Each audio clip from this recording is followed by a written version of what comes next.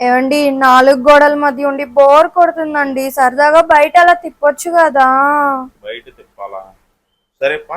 చిన్ని నవ్వే చైత్రమై పూస్తుంటే చంత చేరి చిత్రమే చూస్తున్నా చిటపట చినుకుల్లో తడిసిన మెరుపమ్మ తెలుగింటిలోని తోరణమా కనుగొంటి గుండె కలవరమా అలవాటు లేని పరవశమా వరమా